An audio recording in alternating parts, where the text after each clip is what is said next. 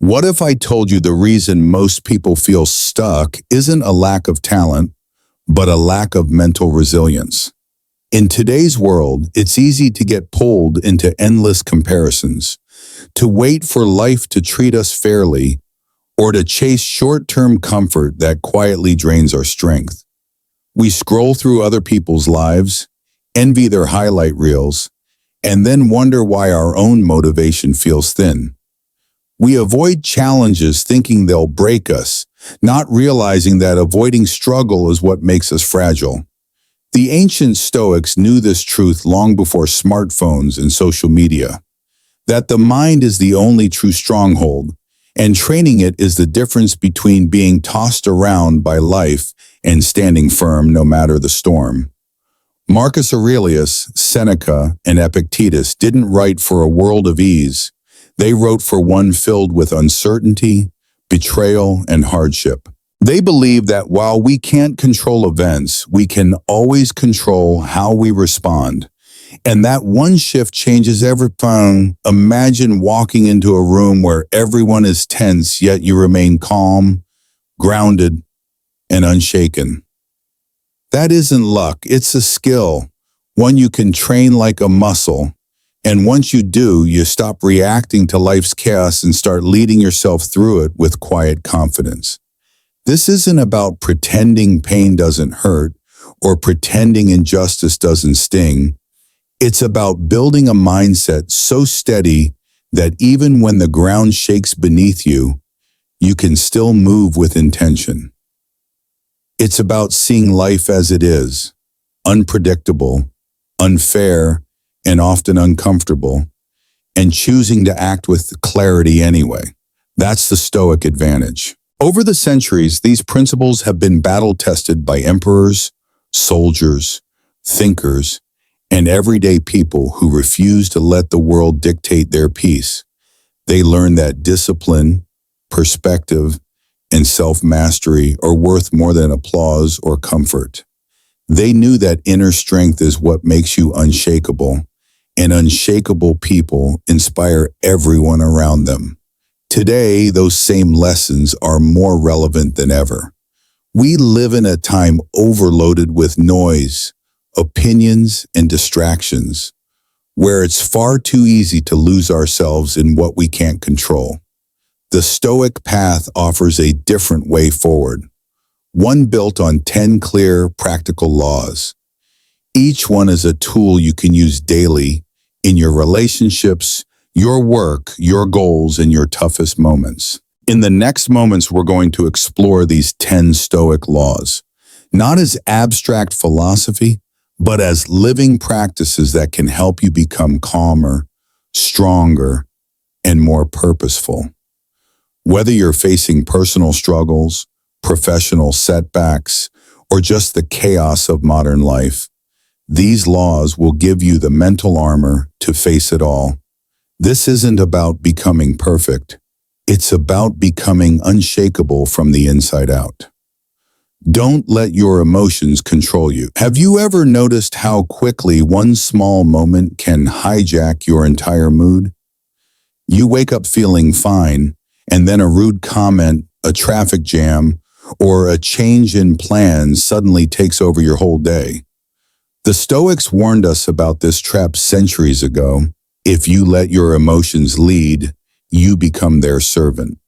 Epictetus said it best, any person capable of angering you becomes your master. Think about that for a second. The moment you hand over your peace to someone else's words or actions, you've given them control over you. I remember a friend of mine, Mark, telling me about a time he was driving to an important meeting. Another driver cut him off so abruptly that he had to slam on the brakes. The old version of him would have chased that car down, fuming with rage, arriving late and distracted. But that day he paused, turned on his favorite jazz station, and kept driving. He told me, I realized my reaction was the only part of that moment I actually owned. That's the heart of Stoic practice, choosing your response instead of surrendering it to impulse. Here's the thing, emotions are not the enemy. Feeling anger, sadness, or fear is part of being human. The problem starts when those emotions make our decisions for us. A child throws a parent a tantrum because they can't get a toy. An adult does the same thing when they lash out at a coworker or give up on a goal because of a bad day. The Stoic difference is learning to pause, to observe what you feel, and to respond with intention rather than reflex. It sounds simple, but it's a lifelong discipline. The next time you feel that wave of frustration or hurt, stop for just 5 seconds. Breathe in deeply. Ask yourself, is this feeling useful right now? That small gap between stimulus and response is where your power lives. It's the space where you decide whether to speak or stay silent, whether to walk away or stand your ground, whether to act from wisdom or from impulse. When you master this, people notice. You become the one in the room who doesn't flinch when things get tense, the one who stays steady when others lose control. That kind of emotional composure is magnetic. It's rare in a world where outrage is the default setting, and it's the foundation for every other form of strength. Because if you can't master yourself, you'll always be at the mercy of everything around you.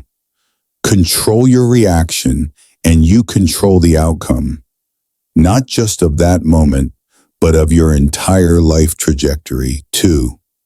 Accept death, live urgently. Most people live as if they have an endless supply of tomorrows. They delay the trip they've always wanted to take, put off starting the business they've dreamed about, or keep telling themselves, I'll make that change when things settle down. But here's the truth the Stoics never looked away from. Life is fragile, and tomorrow is never guaranteed. Marcus Aurelius put it plainly. You could leave life right now. Let that determine what you do, say, and think. It's not meant to frighten you. It's meant to wake you up. The Stoics practiced a discipline called memento mori. Remember you will die. At first it sounds morbid, but in reality it's the ultimate reminder to stop wasting time on the meaningless and start focusing on what matters. When you understand that the clock is ticking, you stop scrolling mindlessly, you stop putting energy into petty arguments, and you stop tolerating the things that drain your spirit. I once met a woman named Linda who had dreamed for years about opening a small bookstore in her neighborhood. She loved books, had a clear vision for the space, and even knew exactly which shelves she wanted to build. But like so many of us, she kept pushing it off. There was always some reason to wait. Money wasn't perfect, timing wasn't perfect, life wasn't perfect. Then, unexpectedly, she lost a close friend. The shock of that loss made her realize how fragile life truly is. Within a month, she signed the lease, ordered the shelves, and began the life she'd been postponing for over a decade. That's the power of living with urgency. It's not about rushing through life, it's about living with your eyes open, knowing each day is a gift you won't get back. When you accept death, you stop fearing failure, because the real failure is wasting the time you have. You say, I love you more often. You start the project. You book the trip. You forgive the grudge. You live in a way that, if it all ended tonight, you'd leave nothing important unsaid or undone. The Stoics didn't dwell on death to be dark. They embraced it to be alive. The awareness that your time is limited is what gives every moment its value. So ask yourself, if you knew your time was shorter than you think, what would you stop postponing? What would you do today without hesitation? Because the reality is that's exactly how you should be living right now. 3. Stop expecting life to be fair. One of the quickest paths to disappointment is clinging to the idea that life should always be fair. We grow up with stories where good people are rewarded and bad people are punished. But the real world doesn't work like that. Sometimes the hardest working person in the office is passed over for a promotion. Sometimes you give your all in a relationship and the other person still walks away. Even Marcus Aurelius, Emperor of Rome, saw injustice every day and reminded himself, you can commit injustice by doing nothing. Fairness is not a guarantee, it's a human ideal, and the universe doesn't operate by it. Take David, for example. He poured himself into his work, staying late, taking on extra projects and mentoring junior staff. When a promotion opened up, he thought it was his moment. Instead, it went to someone less experienced who had better connections with management. It stung, of course it did. But instead of spiraling into anger or resentment, David made a different choice. He used the setback as fuel, enrolling in advanced training, expanding his professional network, and eventually landing a role at another company that valued his skills. By releasing his grip on the need for fairness, he gained something far more powerful: control over his own path. The Stoics understood that expecting the world to be fair makes you fragile, because when reality fails to match your expectations, and it often will, you're left feeling bitter and powerless. When you accept that unfairness is part of life, you stop wasting energy on why me and start asking what now. That shift changes everything. It takes you from a passive participant waiting for justice to an active creator, building your own outcomes. This doesn't mean you become cynical or cold. You still stand for what's right, but you don't base your peace on whether the world plays along. You stop waiting for external validation to move forward. You stop letting setbacks define you. Fairness is a wonderful goal to strive for, but relying on it to guide your emotional state will keep you stuck. The truth is, life owes you nothing, but you owe yourself the courage to act anyway. When you let go of the demand for fairness, you step into a kind of freedom most people never find. You stop reacting to the world's inconsistencies and start focusing on your own growth, your own resilience, and your own principles. That's how you win, even when life doesn't play fair. 4. Detach from outcomes, fall in love with the process. We live in a culture obsessed with results. Win the award, get the promotion, make the money, gain the recognition. And while there's nothing wrong with aiming high, the problem comes when your sense of worth is tied entirely to those results. The Stoics understood how dangerous that can be. Epictetus put it plainly, freedom is the only worthy goal in life. It is won by disregarding things that lie beyond our control. And the truth is, the outcome is almost always beyond your control. Think about Sarah. She spent 2 years writing her first book, not because she was certain it would hit the bestseller list, but because she loved the craft of writing. Every morning she would sit at her desk with a cup of coffee, slowly shaping her ideas into chapters, discovering her own voice along the way. When the book was published, it didn't top the charts, but Sarah didn't see it as a failure. She had already won the moment she finished the manuscript, because the value wasn't in the sales. It was in the process of creating something meaningful. When you attach your happiness to outcomes, you hand your peace over to variables you can't control: market trends, other people's opinions, timing, luck. And when those variables don't go your way, you feel crushed. But when you fall in love with the process, you reclaim your power. Every day you show up becomes a victory. Every small step forward is its own reward. You stop asking, will this be worth it? And start realizing that doing it is what makes it worth it. Ironically, this mindset often leads to better results. When you're not desperate for a particular outcome, you make clear decisions. You take more calculated risks. You're more patient.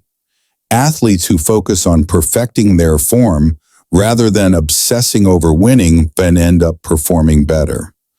Entrepreneurs who focus on building a solid product instead of chasing immediate profit tend to create lasting businesses. The Stoic approach is simple but profound. Control your effort, not the end result. Put your energy into what you can do today and let tomorrow unfold as it will. You might win big or you might not. But either way, you've lived with purpose, you've given your best, and you've built something within yourself that no outcome can take away. That is real freedom, and it's available to you the moment you let go of needing the world to validate your work. 5. Learn the art of intentional silence. In a world where everyone is racing to be heard, few realize the power of holding their tongue. We're taught to respond, to defend, to explain ourselves at every turn, as if silence means weakness. But the Stoics knew a different truth. Not every comment deserves a reply, and not every challenge requires a fight. Seneca said, "It is quality rather than quantity that matters." That applies not only to what we do, but to the words we choose to speak or not speak at all. Consider Jacob, a project manager at a busy tech firm. Right before an important meeting, a colleague made a pointed remark designed to undermine him in front of the team. The old Jacob would have fired back instantly, letting emotion dictate his response. But this time, he simply smiled, kept his composure, and carried on with the meeting. His presentation spoke for itself, clear, confident, and backed by results. By the end, the room wasn't thinking about the jab they had heard earlier. They were focused on the strength of Jacob's work. His silence had not only avoided an unnecessary confrontation, it had amplified his authority. Intentional silence isn't about retreating or suppressing your voice. It's about choosing your moments carefully, preserving your energy for what truly matters. When you react every provocation, you become predictable, easy to manipulate. But when you respond selectively, you keep people guessing and you keep control. Silence can create space for others to reveal more than they intended, or for tension to dissolve without a single word. It also gives you time to assess a situation before committing to a stance. Words, once spoken, can't be taken back. A measured pause allows you to decide whether speaking will add value or simply add noise. In business, in relationships, in everyday conflicts, those who master this art often carry an air of quiet authority that commands respect without demanding it. The Stoic approach to silence is not about being passive. It's about being strategic. It's knowing that your voice carries more weight when it's used sparingly and with purpose. So the next time you feel the urge to defend yourself against a minor slight or jump into a heated debate, ask, will my words improve this moment, or will my silence say more? Often it's the quiet presence that speaks the loudest, and when you learn to wield silence intentionally, you stop wasting your voice on what doesn't matter and start making it count where it does. 6. Focus on what you can control. One of the quickest ways to drain your energy is to fight battles you can't possibly win. Battles against weather, traffic, other people's opinions, or the unpredictable twists of life. Epictetus summed it up simply: make the best use of what is in your power and take the rest as it happens. It's not just philosophical advice. It's a strategy for peace of mind. Think about Emily. She had been planning a beautiful outdoor picnic with her friends for weeks. The menu was set, the blankets were ready, and she could already picture the afternoon sun lighting up the park. Then, the morning of the event, the forecast turned ugly, heavy rain all day. A younger version of Emily might have spent hours sulking, scrolling through weather apps, or venting about bad luck. Instead, she made one quick decision: move the gathering indoors. Within an hour, her living room was filled with music, laughter, board games, and the smell of fresh food. The day wasn't ruined. It was transformed because she focused on the part she could control. The truth is, most of what we stress about is completely outside our influence. We can't change the economy, but we can choose how to budget and upskill. We can't stop someone from criticizing us, but we can choose whether to let their words shape our mood. We can't control whether a plan falls apart, but we can decide how we'll adapt in the moment. That's where real strength lies, not in bending the world to your will, but in bending yourself to meet the moment. When you stop obsessing over the uncontrollable, something incredible happens. You gain back time, focus, and emotional clarity. Instead of pouring energy into frustration, you direct it towards solutions. You stop being at the mercy of circumstances and start steering your own ship, even when the waters are rough. This mindset doesn't make life easier, it makes you stronger. You'll still face storms, but you'll know where your anchor is. And people notice that kind of steadiness. In a room full of people complaining about what they can't change, you become the one who acts. That's rare. That's valuable. So the next time you feel anxiety rising, pause and ask yourself, is this within my control? If the answer is yes, take action. If the answer is no, let it go and focus on what is. Master that discipline, and you'll find that no matter what life throws at you, your inner balance stays intact. That's the essence of Stoic freedom. 7. Embrace discomfort as a friend. Most of us spend our lives avoiding discomfort. We chase convenience, we look for the easy route, and we shy away from anything that might cause us pain. But the Stoics saw it differently. Marcus Aurelius wrote, "The impediment to action advances action. What stands in the way becomes the way." In other words, the obstacles we try to escape are often the very things that can shape us into who we're meant to be. Take Tom, for example. He had never run more than 3 miles in his life, but one day he signed up for a marathon. At first, the idea seemed exciting until the training began. Early mornings in the cold, sore muscles, days when even walking felt like a chore. But with every mile, Tom discovered something unexpected.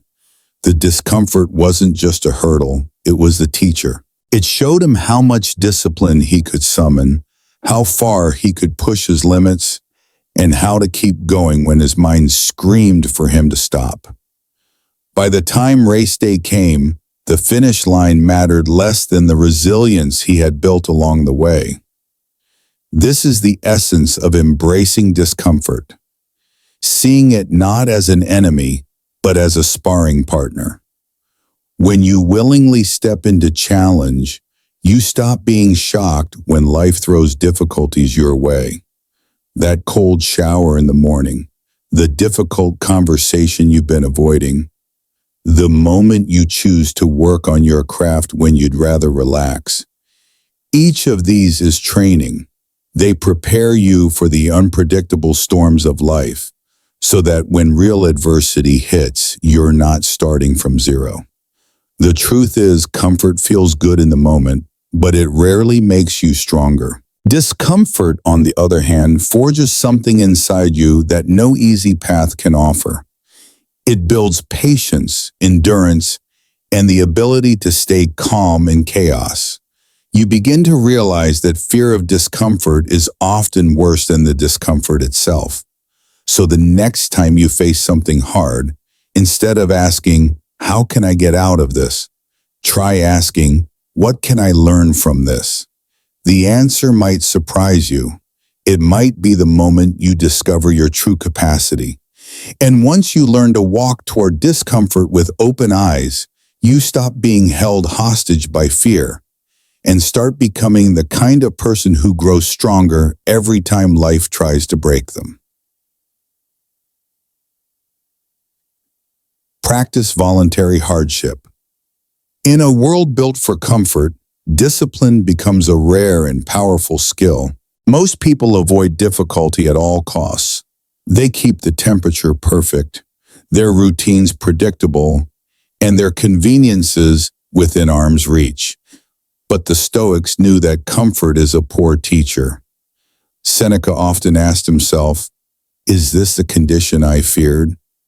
Reminding us that voluntarily stepping into discomfort strips fear of its power. Take Rachel. Once a month, she dedicates an entire day to living without her usual comforts. No social media, no streaming, no fancy meals, just simple food, quiet reflection, and the bare essentials. At first, the hours feel slow, even restless, but somewhere in the stillness, she notices a shift. The urge to check her phone fades. The need to be entertained disappears. She begins to appreciate the quiet and the simplicity, and without realizing it, she's training her mind to stay steady when life inevitably removes those comforts without warning. Voluntary hardship is not about self-punishment, it's about preparation. Life will throw you into hard situations you didn't choose. Job loss, illness, betrayal, unexpected change. If you've only known comfort, these moments will break you. But if you've trained in small ways, fasting for a day, taking cold showers, hiking in the rain, working without music, you build a kind of inner armor. You've already walked into discomfort on your own terms, so you're less rattled when it comes uninvited. There's another benefit. Voluntary hardship reveals how little you actually need to feel whole. When you give up luxuries, even for a short while, you strip life down to its essentials and find they're enough.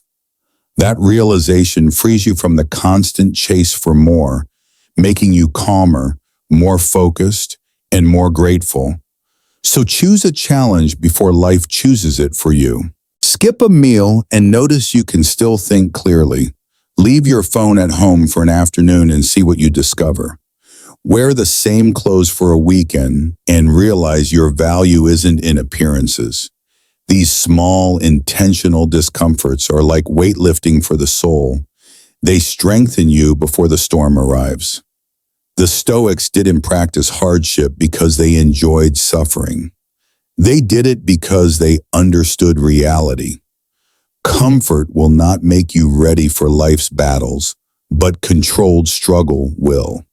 And when you face the little trials by choice, the big ones won't scare you nearly as much. You'll stand ready, not because life is easy, but because you've trained for the hard days. 9. Be a warrior for virtue, not for approval. In a world obsessed with likes, applause, and public validation, choosing to do the right thing quietly can feel almost radical. Yet Marcus Aurelius reminded himself daily, just that you do the right thing, the rest doesn't matter. The Stoic path isn't about winning popularity contests. It's about living in a way that you can respect when you look in the mirror, even if no one else is watching. Michael learned this the hard way. As a senior analyst, he was once pressured by a major client to adjust financial figures to make a quarterly report look better. The change was subtle. Most people wouldn't have noticed, but Michael would know. And that knowledge was enough for him to say no, even though it meant losing the contract and the substantial bonus. In the short term, it cost him. But in the long run, it earned him something money can't buy: self-respect and trust from those who value integrity. Living by your principles isn't always glamorous. In fact, it's often lonely. You'll be tempted to take shortcuts when no one is watching, to follow the crowd because it's easier, or to say what people want to hear instead of what they need to hear. But every time you choose virtue over convenience, you reinforce the foundation of your character. You become someone others can rely on, not because you're flawless, but because you're consistent. The truth is, approval is fleeting. Today's applause can turn into tomorrow's criticism. If your identity depends on external validation, you'll live in constant anxiety, adjusting who you are to keep others happy. But when you anchor yourself to values, honesty, fairness, responsibility, you remain steady no matter how the winds of opinion shift. Being a warrior for virtue means acting with honor even when it costs you. It means keeping promises, speaking truthfully, and doing the hard thing when the easy thing would get you ahead faster. It's not about moral perfection. It's about moral persistence. And the more you practice it, the more you realize something powerful. When you stop chasing approval, the right kind of people begin to respect you naturally. So the next time you're faced with a choice between what's right and what's popular, remember Marcus Aurelius's words: the applause will fade, the trends will change, but your character, the quiet record of the choices you've made, will stay with you for life. And that is worth more than any public recognition you could ever earn. 10. Control your reaction in a world of information chaos. We live in an era where information never stops coming: breaking news, viral posts, comment threads, and endless opinions. The pace is relentless, and the emotional pressure is constant. A single headline can ignite outrage. One careless comment can send someone into a spiral. But the Stoics understood something we've largely forgotten. Your power doesn't lie in controlling what the world throws at you. It lies in mastering how you respond. Marcus Aurelius put it simply: you have power over your mind, not outside events. Realize this and you will find strength. Olivia knows this well. One morning she opened her phone to find a stream of negative comments about a project she'd poured months of work into. The temptation to defend herself, to type an immediate rebuttal, was overwhelming. But instead, she closed the app, stepped outside, and walked through her neighborhood until her thoughts settled. By the time she returned, the need to argue had faded, and she could see the comments for what they were: noise. The project still mattered, her work still had value, and no online stranger could take that away from her.